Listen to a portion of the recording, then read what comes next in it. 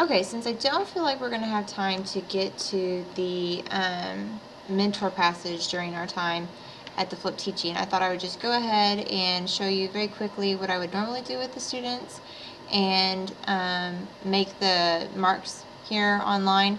And that way, if you're interested in using it with your students or using just this, this practice, that you can. So what I typically do is I make copies of whatever it is that we're going to read. This particular one goes along with the idea of the stories people tell. And I make a copy for all the kids. They have it right in front of them. And then I also put it up on the smartboard, which is what you are seeing on here. This is what the kids would see if they were in class.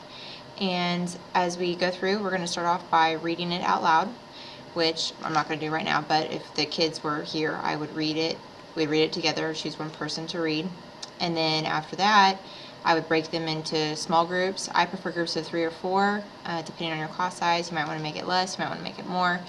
After the kids have read it, then we go through and we look for things that just stand out to them. I also like to choose pieces that are small because you can get a whole lot in a short amount of time. Also, we know our kids' attention span is very short, so if we just keep it short and sweet, then they're more likely to actually read it. And also, it doesn't take up a whole lot of your class time to do what you're trying to accomplish. So after the students have read it, so I would ask them to come up here and to mark the things that they found. Some things that I think that would naturally stand out to them is they would notice the repetition of my father, my sister, my brother, my mother. So you got that parallel structure that's going on. And then in the first sentence, they would notice that it's a very, very short sentence. So they might put short syntax here. I like to type for the more detailed things. Sometimes they'll write it, but I like to type since the smartboard doesn't really fully capture nice writing.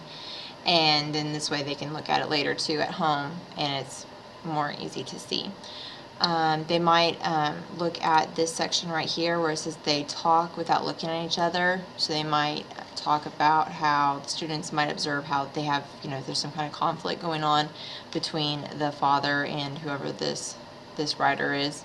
It doesn't say what gender it is. It could be a boy, it could be a girl.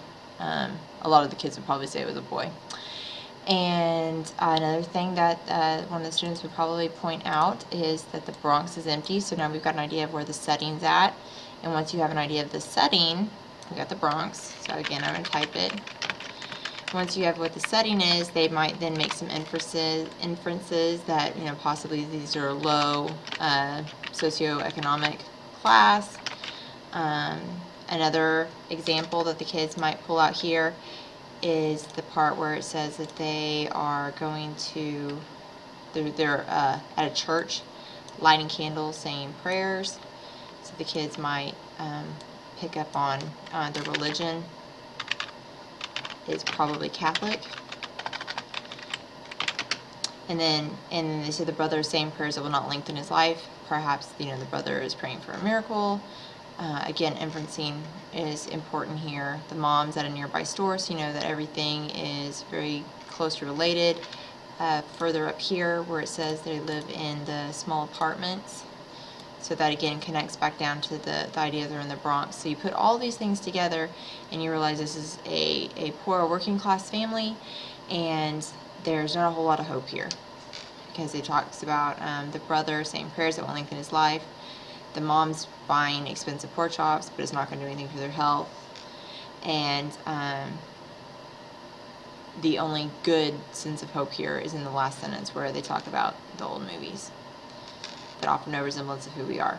So again, it's kind of like that hopeless tone is kind of penetrating all the way throughout.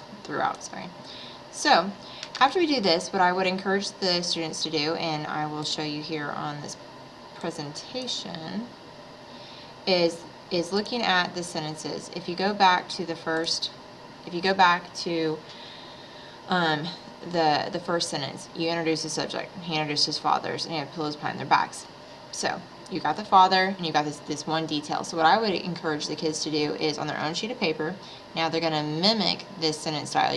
So have them choose a tone And this can be happy. Although this particular piece was sad, they can do hopeful, they can do sad, they can do melancholy, they can do joyful. It doesn't matter.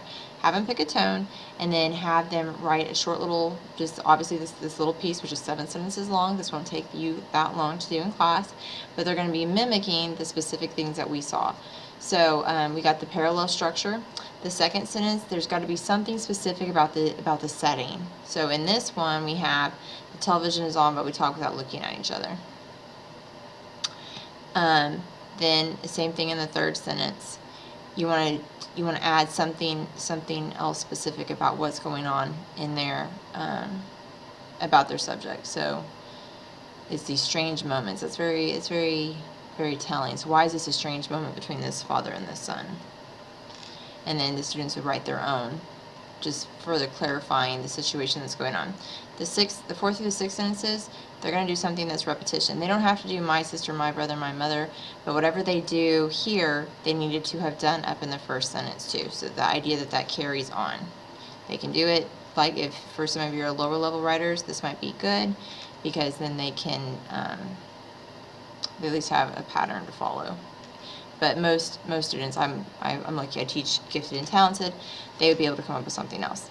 Then the last sentence is something that is just kind of concluding what's been going on, but it needs to be some kind of reflection. So after they've written all of this, happy, sad, whatever, then they need to come back and they need to reflect. So this is just an example of using a mentor text.